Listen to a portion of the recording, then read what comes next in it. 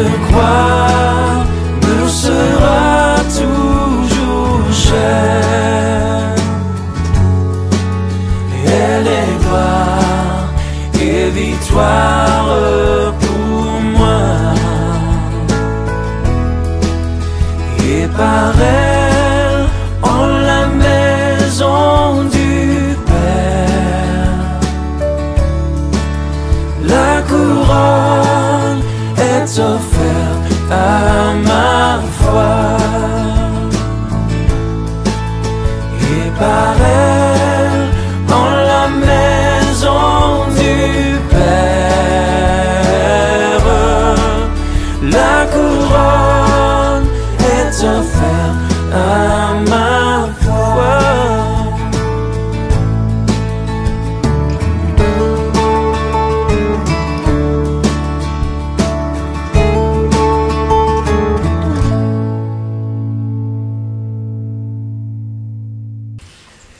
Je pousse un peu le micro parce que ça va me faire un gros nez. Bon, ça va, vous dormez pas. Je crois que le réveil, il vient surtout d'en haut. Il vient du Saint-Esprit.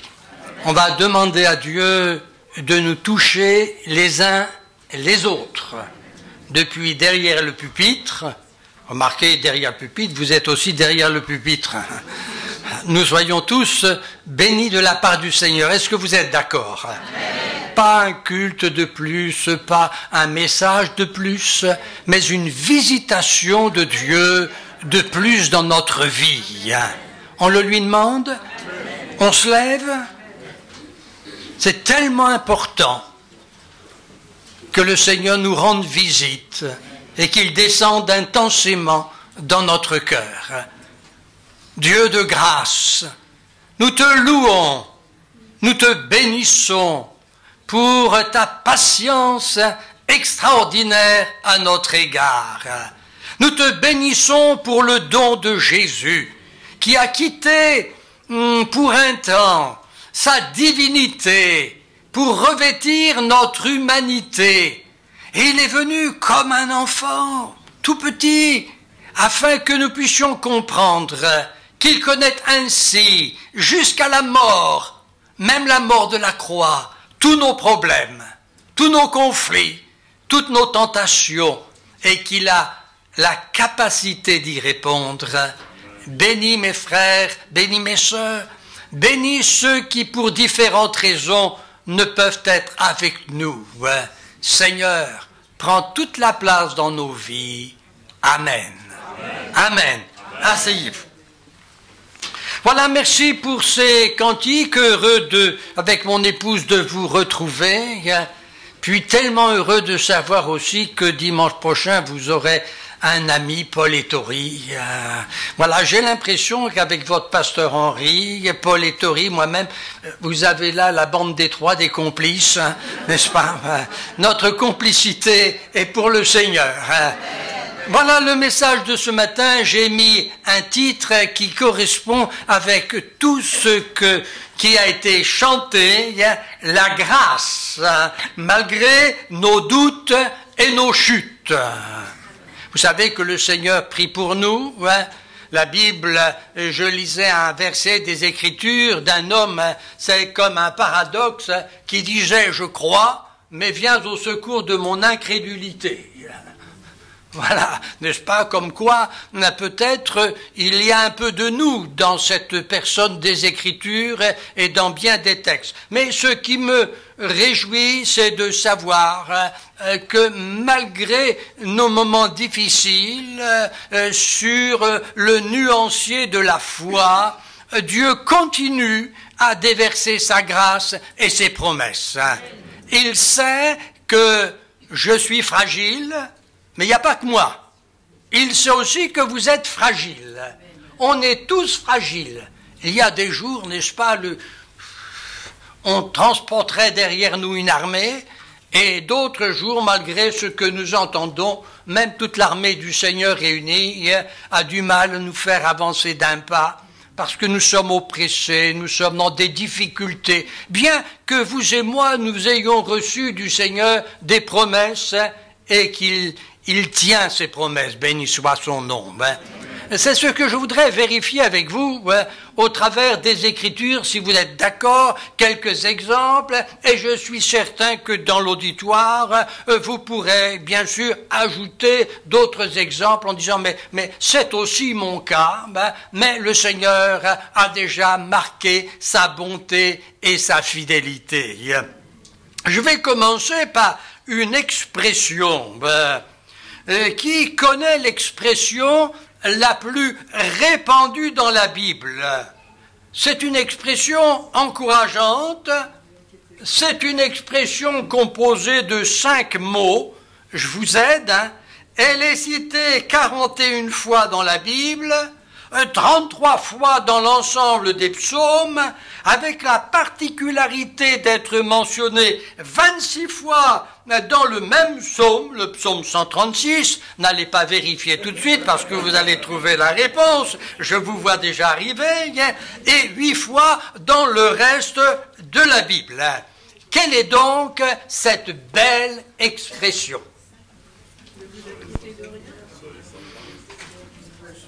Oh, ça revient à ça, mais c'est pas ça.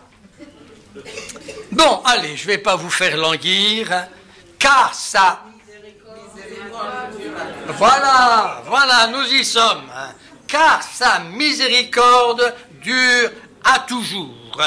Et bien sûr, il ne s'agit nullement d'une autorisation du ciel pour faire n'importe quoi, n'importe quand, n'importe comment, avec n'importe qui, ou n'importe où. C'est pas parce que la miséricorde de Dieu, n'est-ce pas, dure à toujours. Un jour, un enfant a dit, c'est une corde qu'on tire à la misère, n'est-ce pas? Mais je crois que le Seigneur aime nous tirer vers lui. Il s'agit, vous l'avez compris, de l'offre immense de la grâce qui nous contraint à reconnaître que notre foi, en tout cas la mienne, par exemple, n'est pas toujours au top niveau. La foi, c'est pas un trait tout droit. J'en ai fait l'expérience, peut-être vous l'avez un jour, ça remonte un petit peu en arrière, même avec d'autres pasteurs, à l'époque où nous portions des Bibles dans les pays de l'Est, où, bien sûr, ce n'était pas autorisé. Et nous partions de Paris en chantant. Nous étions heureux de prendre des Bibles et nous chantions « Gloire à Dieu, Alléluia ». Vous auriez vu quel visage de joie nous avions. Et au fur et à mesure que nous arrivions au mur de Berlin qui existait à l'époque, on chantait moins et on priait plus. Allez savoir pourquoi. Parce qu'il y avait là un problème, un passage délicat, difficile, qui commençait à créer une tension sur notre foi. Et puis, dès que ces messieurs, à la casquette bien droite, etc., n'est-ce pas, avaient tout regardé et nous laissaient passer, on rechantait.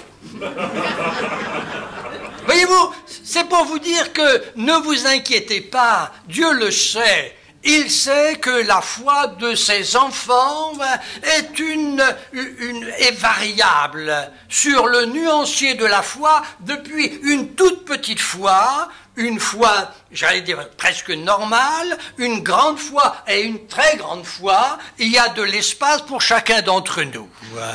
Alors, peut-être quelqu'un ce matin est plein de foi, il vient de remporter des victoires, Dieu soit béni. Mais il se peut aussi que dans cet auditoire, à cause de certains problèmes délicats de la vie, des problèmes qui traînent, qui font mal, eh bien, malgré que l'on croit dans la présence de Dieu, on a une difficulté à remporter ou à se confier pleinement dans les promesses que Dieu nous a données. Eh bien, je voudrais vous rassurer, malgré cela, Dieu va tenir ses promesses. C'est pas juste pour vous faire plaisir, mais c'est parce que c'est dans la Bible, car sa miséricorde dure à toujours. Je voudrais donc attirer votre attention ce matin sur cette bonté de Dieu qui, malgré les carences de notre foi se maintiennent. La bonne main du Seigneur est là, béni soit son nom. Ainsi, chacun pour notre part, nous pourrons repartir fortifiés. Nous n'avons pas forcément tous un caractère qui prend n'importe quel problème et puis le transforme en chose positive. Non, il y a des... j'avais lu un jour l'anecdote d'un pasteur qui était toujours content, toujours joyeux. Quoi qu'il arrive, il était toujours joyeux. Et les anciens de l'église disaient, c'est quand même formidable. Notre pasteur, il est toujours plein de joie. Et puis il s'est trouvé qu'un dimanche matin, il y a une forte tempête.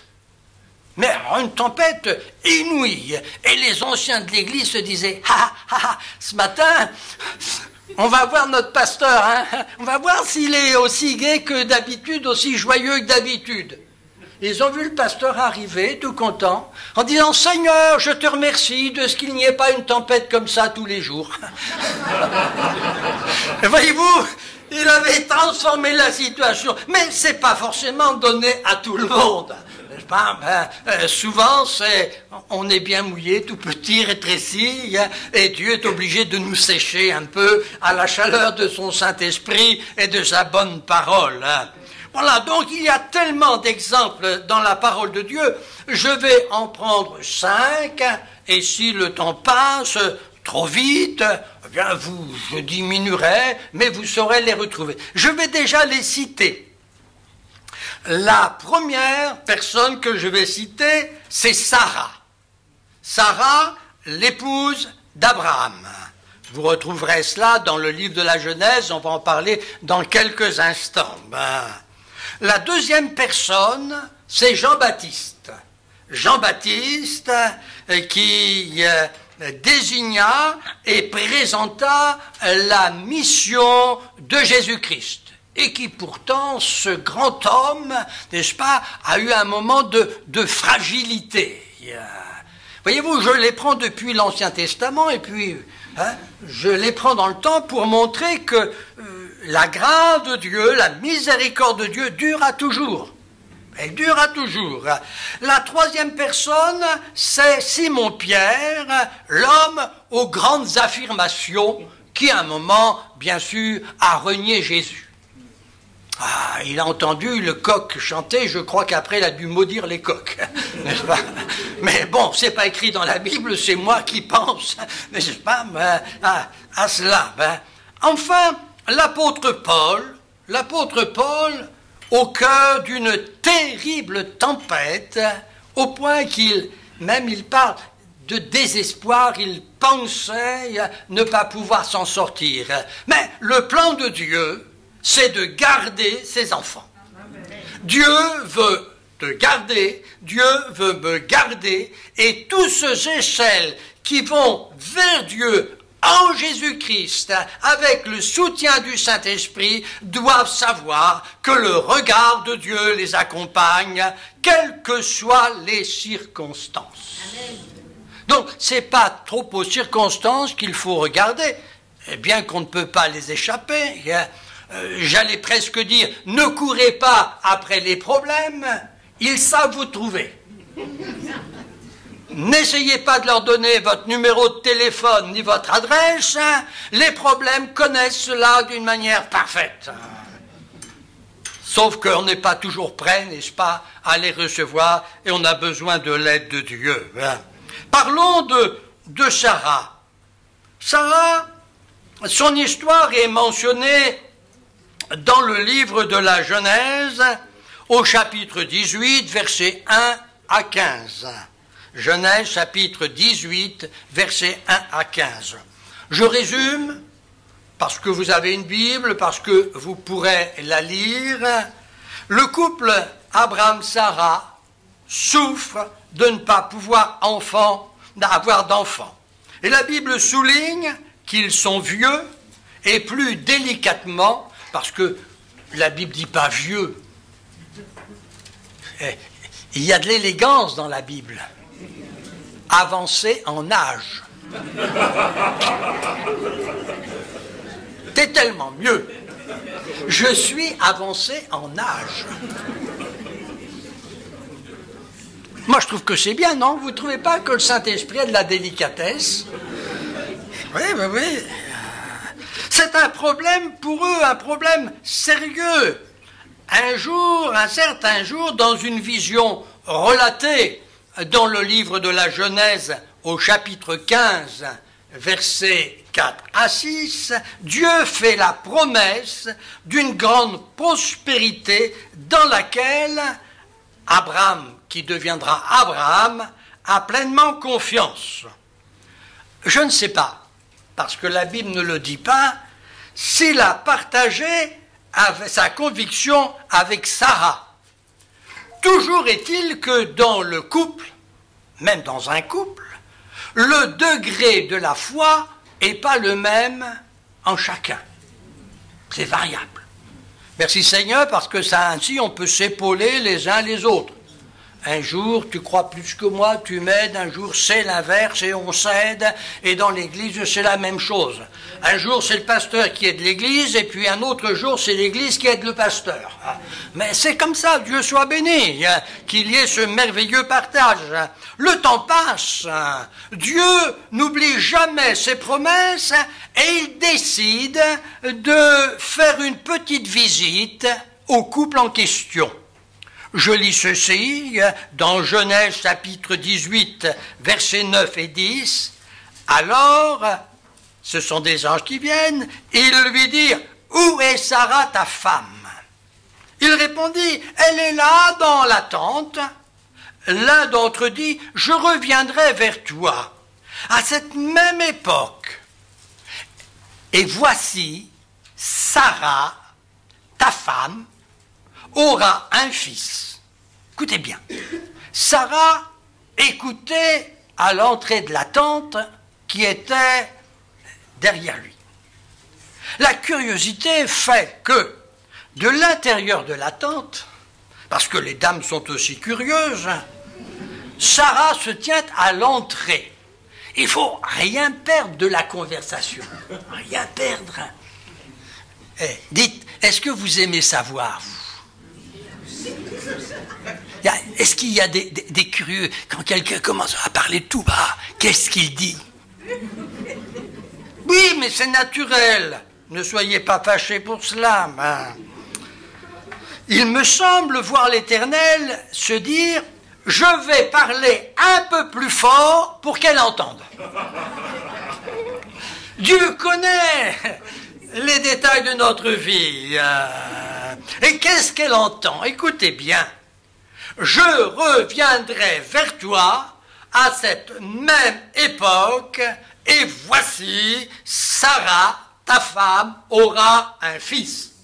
C'est pas long, c'est clair, c'est net, c'est la promesse de Dieu. Et comme rien n'échappe à Dieu de nos réactions, l'Éternel sait lire à distance, même dans notre fort intérieur et dans celui de Sarah, au point qu'il est dit au verset 13. L'Éternel dit à Abraham, il s'adresse au mari là, mais il lui dit, pourquoi donc Sarah a-t-elle ri en disant, est-ce que vraiment j'aurai un enfant, moi qui suis vieille? Tiens, là ils ont marqué vieille. Faut croire que peut-être ils sont plus délicats avec les hommes. Mais enfin, c'est mon point de vue en lisant les Écritures. C'est bon d'en sourire, mais voyez-vous, il y a des choses appétissantes dans la vie. Ça vaut la peine de la lire. Il ne s'agit pas d'une supposition. Le verset 12 précise, elle rit en elle-même. Bon, ça veut dire que ça ne s'est pas vu extérieurement. Mais que le regard de Dieu est si pénétrant qu'il voit ce qui se passe à l'intérieur. Comment intérieurement on saisit ses promesses. Voyez-vous, moi je suis là, je vous regarde, Mais moi, je ne vois pas comment vous recevez l'évangile. Je ne vois pas comment vous recevez la parole de Dieu. Je ne vois pas si au milieu de votre difficulté, vous dites « Ouais, mais ça c'est bon, c'est pour les autres. Si le pasteur connaissait mon problème, il ne parlerait pas de telle et de telle manière. » C'est vrai pour moi, mais c'est pas vrai pour Dieu. Dieu le voit. Dieu le sait. Et Dieu n'est pas là pour vous punir. On va le voir. Il est là même pour vous aider malgré vos difficultés. Savoir que Dieu lit dans nos pensées, cela peut faire peur. La peur de voir Dieu modifier ses promesses, car la promesse est faite. Et lorsque, là, il est dit que l'Éternel voit qu'en elle-même, Sarah rit, Dieu pourrait très bien fort dire, bon, puisqu'elle ne croit pas, et prendre le rire comme plus que du doute, presque une moquerie cachée, dire, bon, bah, puisque c'est ça, je retire ma promesse. Je vais dire à Abraham, puisque Sarah rit, eh bien, c'est terminé, j'enlève ce que j'ai dit, il n'y aura pas d'enfant. Eh bien, Dieu n'est pas comme ça. Bénissons son nom. Il n'est pas comme ça. Il tient ses promesses. Sa grâce va se réaliser malgré parfois nos contestations, malgré nos doutes, malgré nos incompréhensions. Le Dieu de la Bible, qui est mon Dieu et qui est votre Dieu et qui veut être le Dieu de tous en Jésus-Christ, il ne change pas, il aime. Amen. Il sait de quelle pâte nous sommes faits. Même parfois, si nous avons à son égard, peut-être que c'est arrivé des paroles un peu révoltantes. Ah, si Dieu existait, mais qu'est-ce que j'ai fait ? Ça ne vous arrive pas d'être un peu en colère après Dieu? Non? Oh, vous êtes parfait alors. Moi, quand je demande à Dieu la patience, je lui dis dépêche-toi.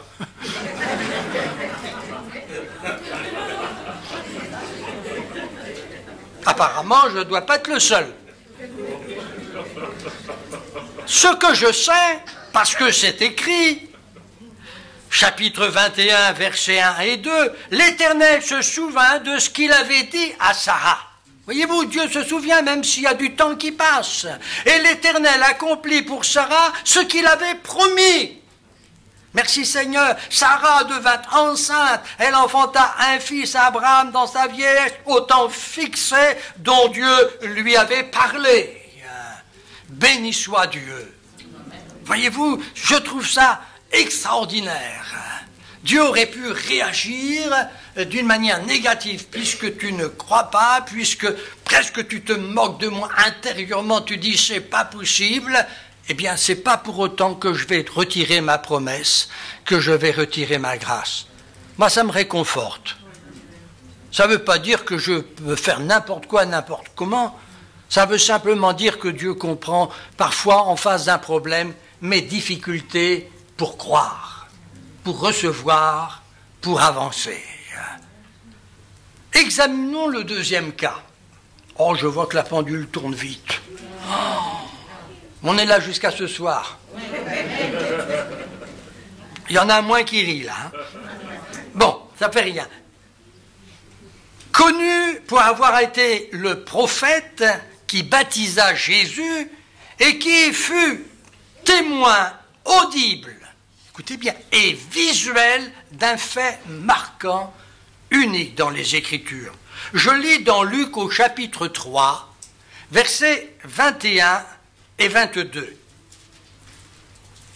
Tout le peuple se faisant baptiser, Jésus fut aussi baptisé, et pendant qu'il priait, le ciel s'ouvrit, et le Saint-Esprit descendit sur lui sous une forme corporelle comme une colombe. Une voix fit entendre du ciel ces paroles, « Tu es mon fils bien-aimé, en qui j'ai mis mon affection.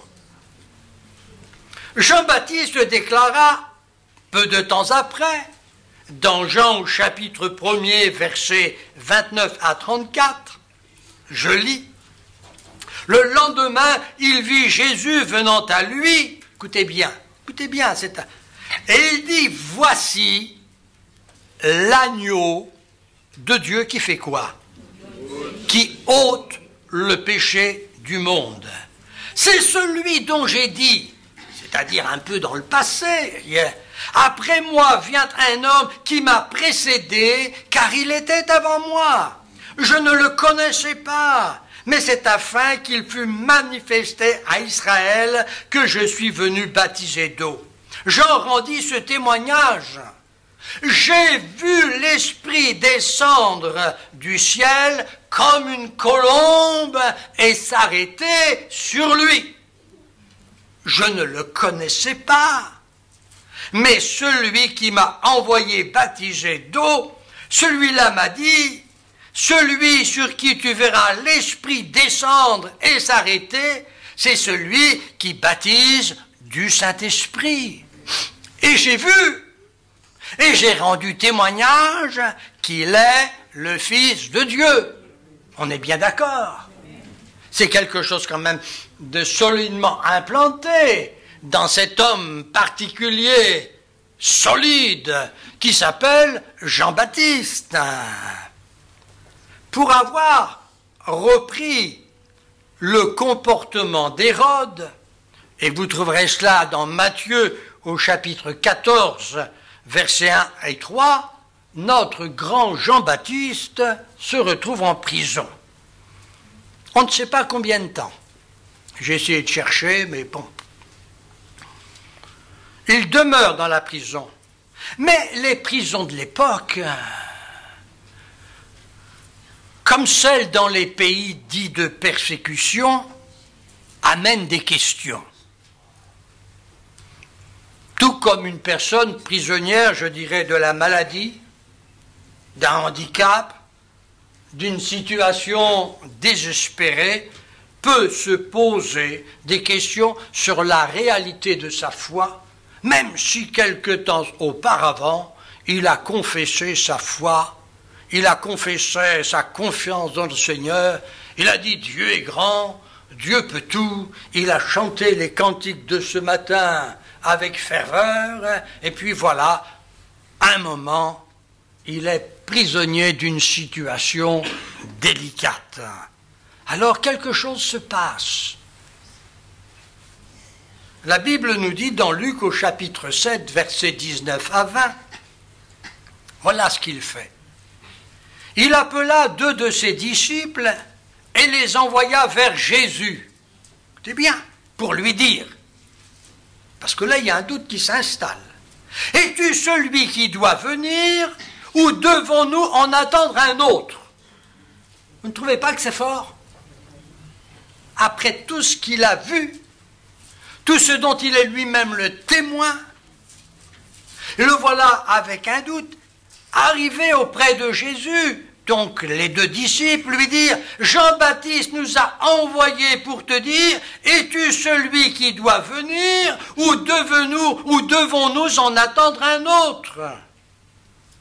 J'ai mis dans mes notes, je ne sais pas si j'ai eu raison, tout ce qui avait été une certitude est en train de s'effondrer.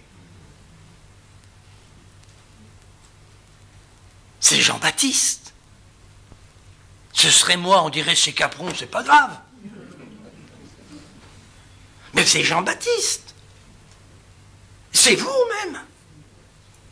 Et c'est grave. On confesse Jésus, on chante Jésus, on parle de sa grandeur, de sa puissance, et voilà qu'à un moment, un événement, parce qu'il aurait dû penser ne jamais aller en prison, il se retrouve en prison.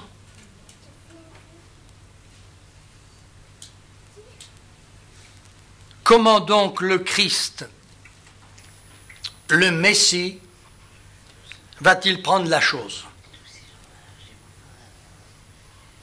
La réponse est sans jugement. Mais c'est une réponse qui restaure la foi.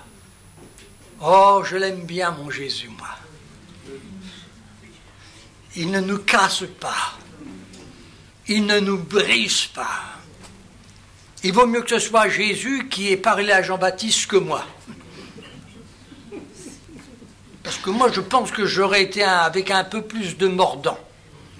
Comment? Après ce que tu as dit, mais ça va pas, non, quoi? Et puis, hein? Non, non, non, Jésus fait... regardez, Luc chapitre 7, versets 21 à 23.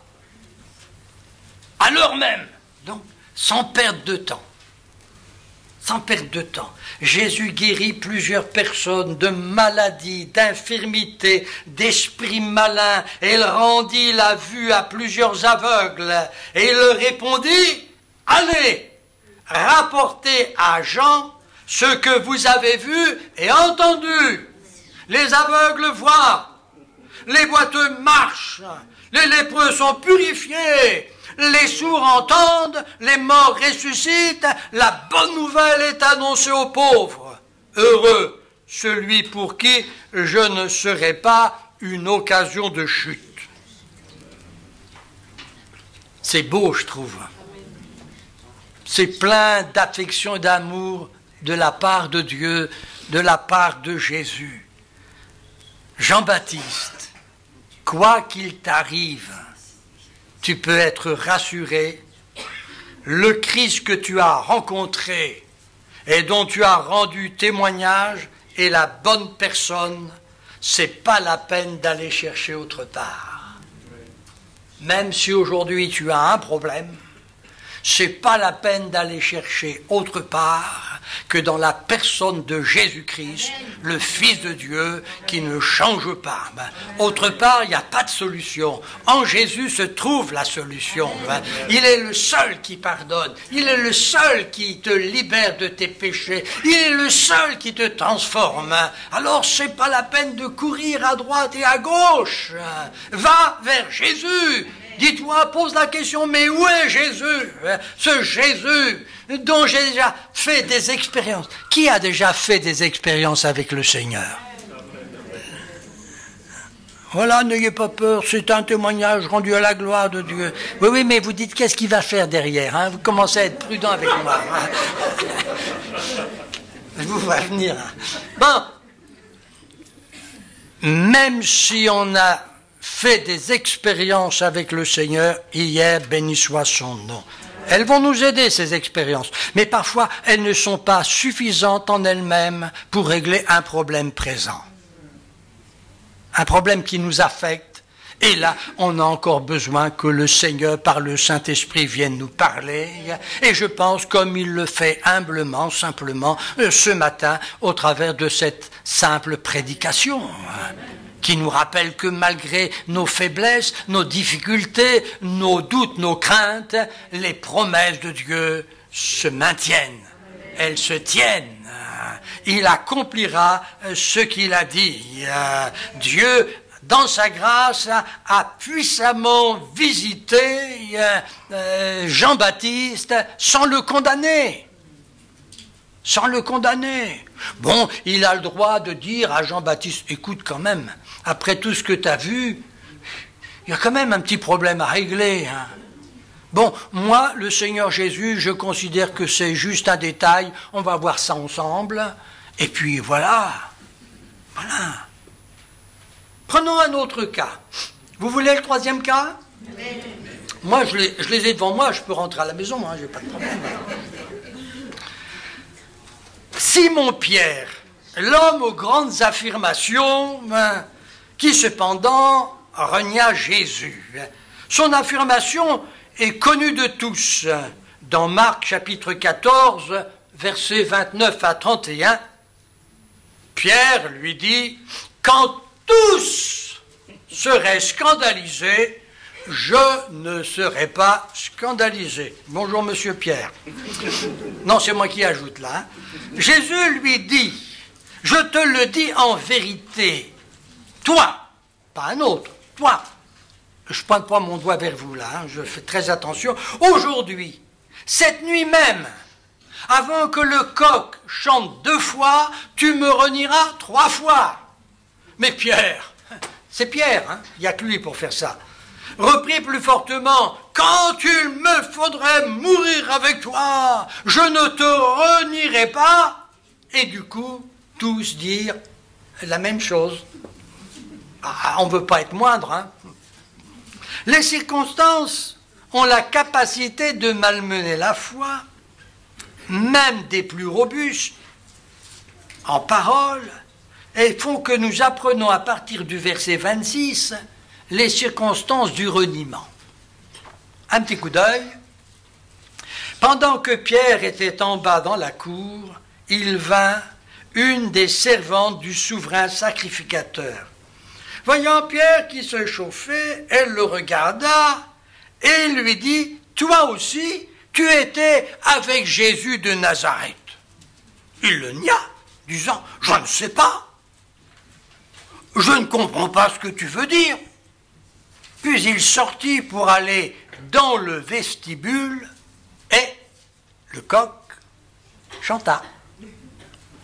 Une fois. La servante, l'ayant vu, se mit de nouveau, il y en a qui ont le, hein, il y en a qui vous collent vraiment, hein, se mit de nouveau à dire, n'est-ce pas, à ceux qui étaient présents, celui-ci est de ces gens-là. Et il le nia de nouveau. Peu après, ceux qui étaient présents dirent encore à Pierre, certainement que tu es de ces gens-là, car tu es galiléen. Alors il commença à faire des imprécations et à jurer, je ne connais pas cet homme dont vous parlez. Et aussitôt, pour la seconde fois, le coq chanta. Pierre se souvint de la parole que Jésus avait dite, avant que le coq chante 2 fois, tu me renieras 3 fois, et en y réfléchissant, il pleurait. Ah, je comprends. Je comprends. Il est effondré. Christ va être crucifié. Mais Dieu soit béni, Christ va ressusciter. Et dans son amour, il va rendre visite aux disciples. Il aime bien, Jésus, être avec ses enfants, avec ceux qu'il a sauvés, rachetés. Il aime bien même en sauver d'autres, béni soit son nom. La foi de Pierre s'est trouvée déstabilisée, au point que les textes nous disent qu'il a repris sa barque. Mais le Maître divin, notre Jésus, n'en a pas fini pour autant, car il sait, et il aime bénir, malgré nos chutes, nos propos pas toujours à sa gloire.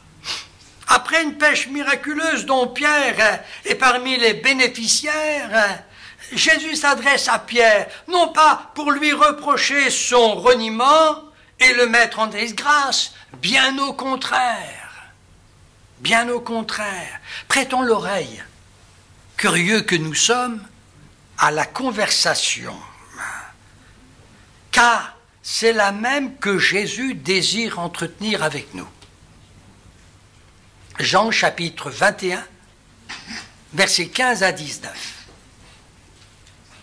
Après qu'ils eurent mangé, Jésus dit à Simon-Pierre,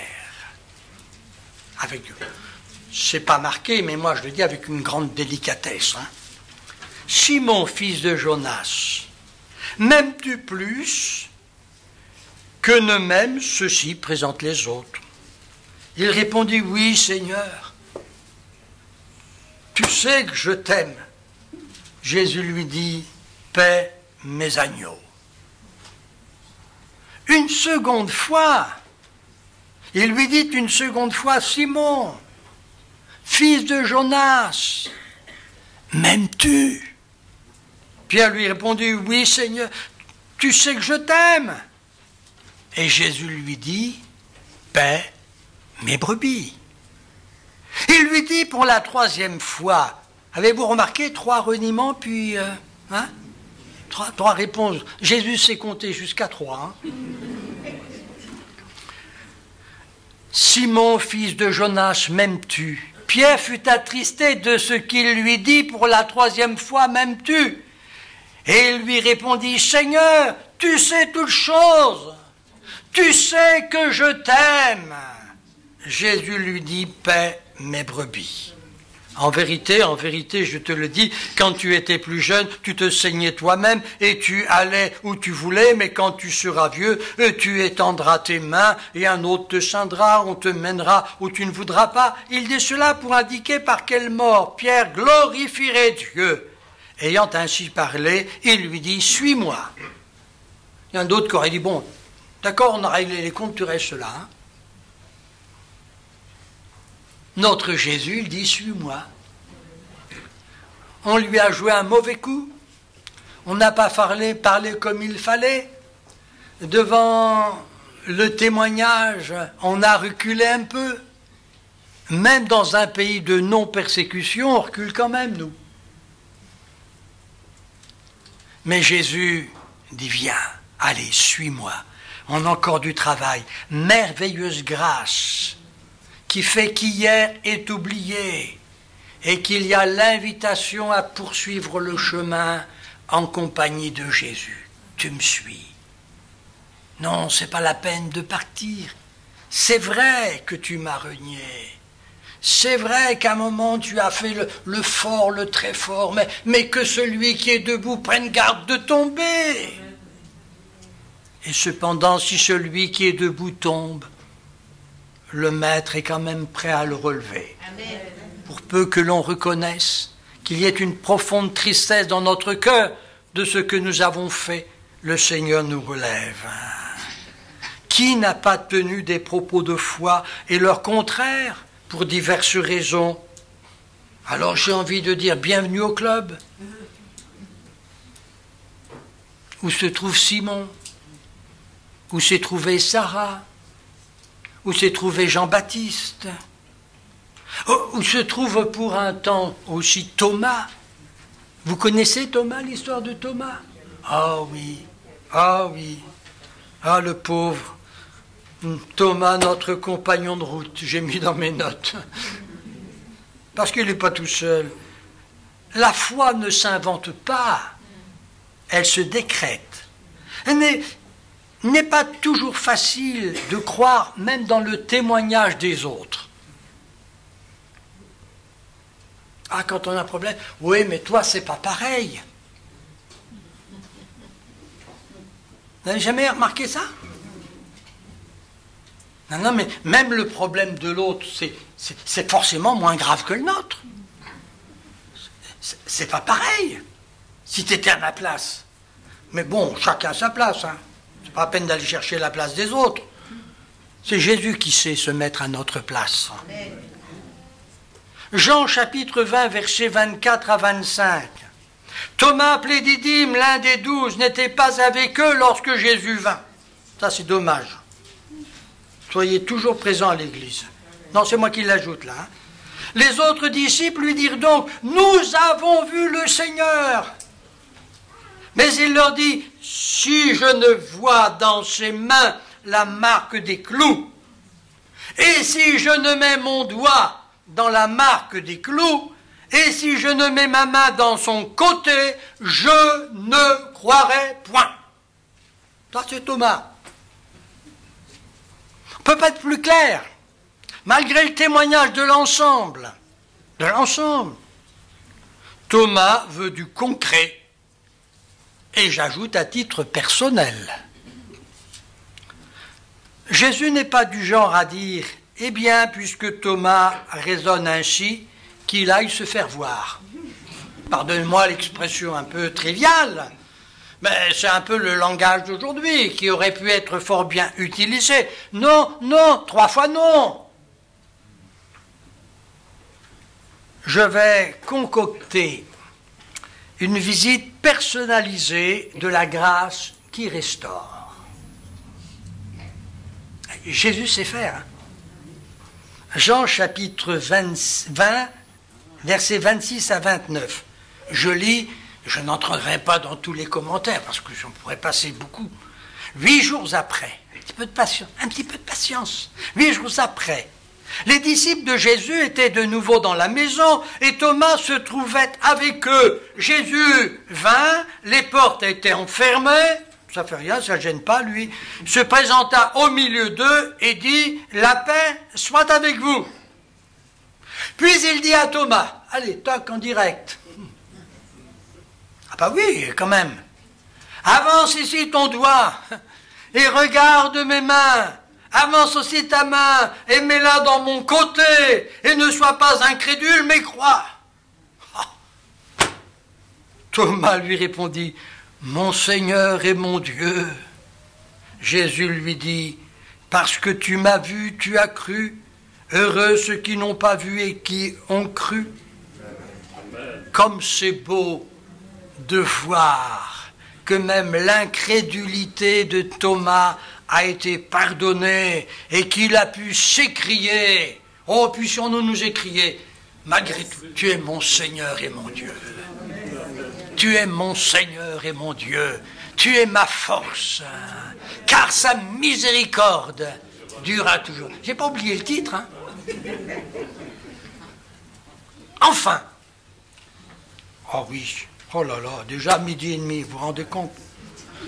Elle ne marche pas bien, la pendule, là. C'est pas possible. Il va falloir en acheter une autre, hein. Bon, je termine avec Paul. Il est au cœur d'une terrible tempête. Paul, c'est quand même un rude gaillard, hein. Persécuter l'Église, etc. Paul, c'est du solide, hein. C'est quand même celui qui, malgré son écharde, quand il entend, il prie 3 fois, il n'a pas de réponse, Dieu lui dit, ma grâce te suffit, il va avec ça, hein. On peut se dire, mais là, Bon. Dans Actes chapitre 27, versets 18 à 20, c'est la tempête, je prends juste ces versets clés. Actes chapitre 27, Actes, le livre des actes, des actions. Verset, chapitre 27, 18 à 20. Comme nous étions violemment battus par la tempête, le lendemain, on jeta la cargaison à la mer. Et le 3e jour, nous y lançâmes de nos propres mains les agrès du navire. Le soleil et les étoiles ne parurent pas pendant plusieurs jours. Et la tempête était si forte que nous perdîmes enfin toute espérance de nous sauver. Attendez, lui fait partie du nombre. Nous perdîmes enfin toute espérance de nous sauver. Pourtant, il sait que dans son voyage, Dieu veut le conduire à Rome. Est-ce que Dieu va l'abandonner avant qu'il arrive à destination? Est-ce que Dieu va arrêter parce qu'à un moment il y a une tempête et que même l'apôtre Paul, n'est-ce pas, commence à dire, ça y est, c'est fichu, pardonne-moi, mais c'est perdu, j'arriverai jamais à Rome. Qu'est-ce que Dieu fait? Le ciel pouvait être dans un état où il n'y avait plus d'étoiles, plus rien, plus de point de repère.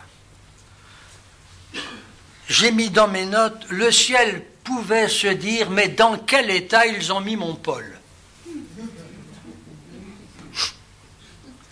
Quand Dieu nous regarde, dans certaines situations, peut-être qu'il doit se dire, mais dans quel état ils m'ont mis mon enfant? Dans quel état? Il est désespéré. Il ne croit plus. Il sent qu'il va couler, que sa foi va mourir. Mais la grâce est présente. Dieu ne va pas condamner, même Paul, qui pense que c'est fini, mais il va aider, voire même étendre son aide vers les autres. Ça, c'est quand même fort, hein? Non seulement Dieu va remonter, Paul va le visiter, mais Paul va pouvoir aider les autres. Après la douche froide, N'est-ce pas? Voilà, il y a un renouveau qui s'installe. Je lis à partir du verset 22. Maintenant, parce qu'un ange est venu, et Paul parle, maintenant je vous exhorte à prendre courage, car aucun de vous ne périra. Il n'y aura de perte que celle du navire. Écoutez bien, un ange du Dieu à qui j'appartiens. Ma question c'est, sais-tu à qui tu appartiens? Est-ce que tu appartiens à Dieu? Si tu appartiens à Dieu, même un ange peut venir. En tout cas, si un ange ne vient pas, le Saint-Esprit viendra. À qui j'appartiens et que je sers, m'est apparu cette nuit et m'a dit, Paul, ne crains point, il faut que tu comparaisses devant César. Et voici, Dieu t'a donné tous ceux qui naviguent avec toi. C'est pourquoi, s'adressant aux autres, hommes, rassurez-vous, j'ai cette pleine confiance en Dieu. C'est quand même extraordinaire, non? Vous ne trouvez pas le changement là? Cette pleine confiance en Dieu qu'il en sera comme il m'a été dit, mais nous devons échouer sur une île. Constatez avec moi que la confiance est revenue. Et je prie Dieu, je ne connais pas vos cas, vos situations, pour que, en un instant, par le Saint-Esprit, la confiance revienne avant que vous ne rentriez chez vous. La confiance dans le Dieu vivant et vrai, dans le Dieu qui a été chanté, avec lequel nous avons partagé le pain et le vin comme un contrat. Ça, c'est un contrat. Moi, quand je prends la Sainte Seine, je dis, Seigneur, je signe à nouveau. Ah oui, moi j'aime bien signer. Puis re-signer. Chaque fois que c'est la Sainte Seine dans mon cœur, je dis, je signe, Seigneur. Je ne sais pas si c'est pour la semaine, mais jusqu'au prochain même, prochaine Sainte Seine, je signe. Hein. Je suis d'accord. Hein. Moi, je ne sais pas comment vous vivez ça, mais je vous dis comment je le vis. Moi, j'aime bien. Jésus, Dieu est mon patron. C'est mon donneur d'ordre. Puis en plus, il m'aime bien. Alors quand on a un patron qui nous aime bien, imaginez.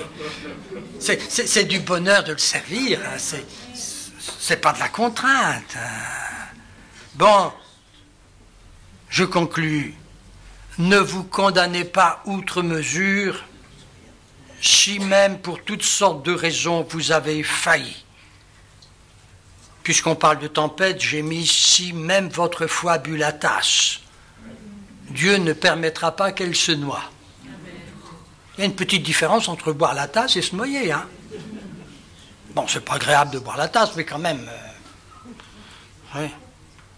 Ressentons ce matin la grâce de Dieu en Jésus et par le Saint-Esprit venir nous prendre par la main sans jugement ni condamnation, avec amour, pour que nous reprenions plus fort que jamais la route qui mène vers la victoire.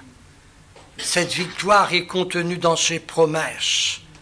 Je lisais dans Hébreux, « Fortifiez donc vos mains languissantes et vos genoux affaiblis, et suivez avec vos pieds des voies droites, afin que ce qui est boiteux ne dévie pas, mais plutôt se raffermisse. Recherchez la paix avec tous et la sanctification, sans laquelle personne ne verra le Seigneur. Veillez, et j'aime bien cette phrase, à ce que nul ne se prive de la grâce de Dieu. Et ce matin, je suis venu pour veiller à ce que nul ne se prive de la grâce de Dieu, malgré les difficultés de la semaine. Je ne sais pas ce que vous avez dit, je ne connais pas vos échanges avec le Seigneur, quelquefois avec le Dieu du ciel. Moi, j'ai intérieurement des échanges un peu rudes. Il n'y a que moi. Hein. Mais il doit se dire, et le petit là, qu'est-ce qu'il lui prend? Je suis Dieu. Il a oublié ma grandeur, ma puissance. Non, mais voilà qu'il se transforme en donneur d'ordre. Non. Oui, Seigneur, oui, je suis petit. Quelquefois, on a du mal à se rappeler qu'on est petit et qu'il est grand. Mais ce qui est beau, c'est que quand les grands aiment les petits, ils les aident. Ils les aident. On va plus facilement aider un petit qu'un grand. Non? Hein? C'est naturel, non? Bon, c'est pas pour ça qu'il faut rester petit, hein, quand même. Apprenons à grandir.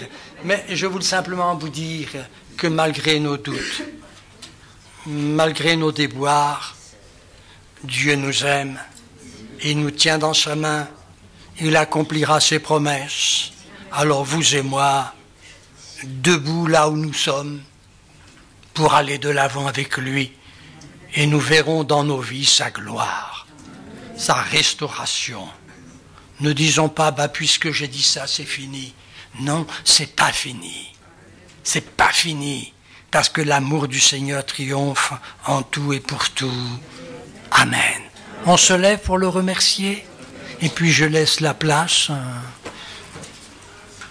aux responsables. Nous te louons, Seigneur. Oui, pardon pour nos manquements, pour nos erreurs.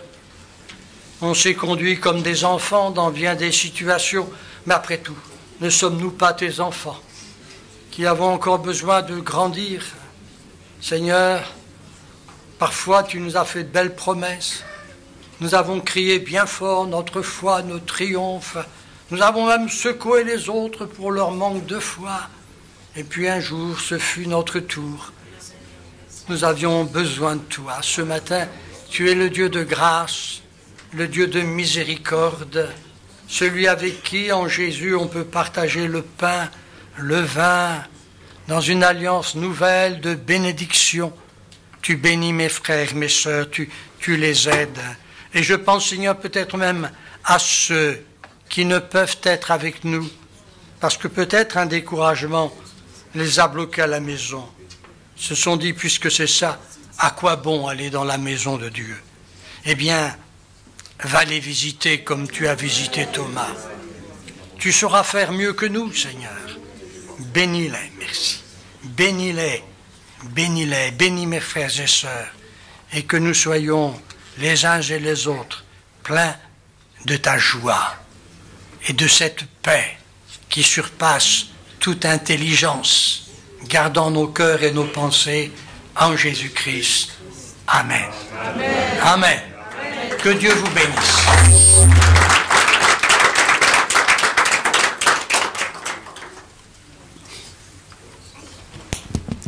Restons avec les yeux fermés pendant quelques instants.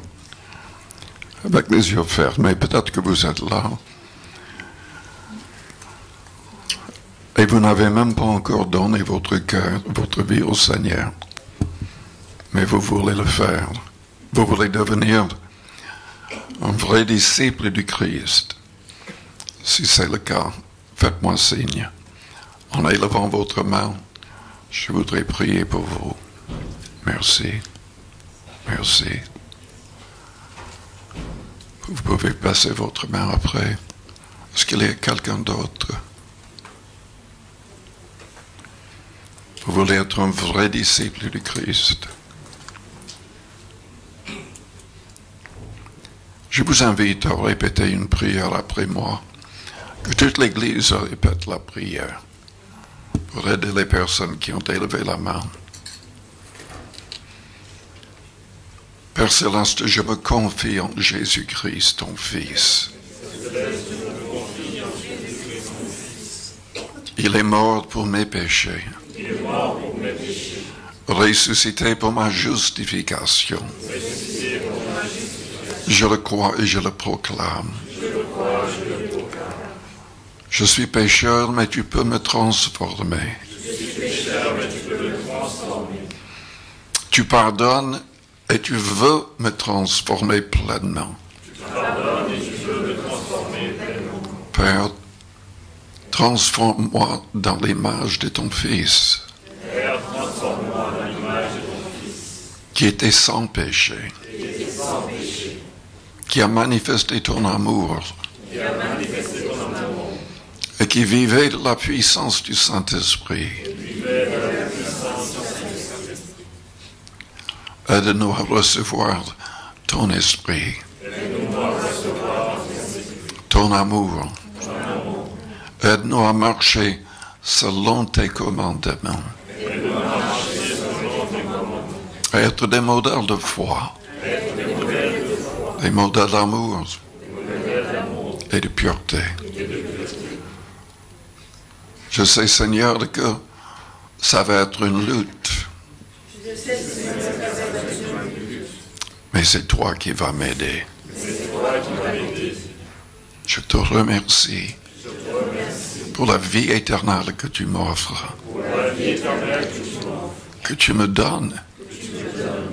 Je la reçois au nom de Jésus-Christ. Maintenant, à votre place, priez le Seigneur vous-même. La Bible dit quiconque invoquera le nom du Seigneur sera sauvé. Nous devons demander à ce qu'il soit notre Seigneur, le maître de chaque détail de notre vie. Donc priez à votre place, dans votre cœur.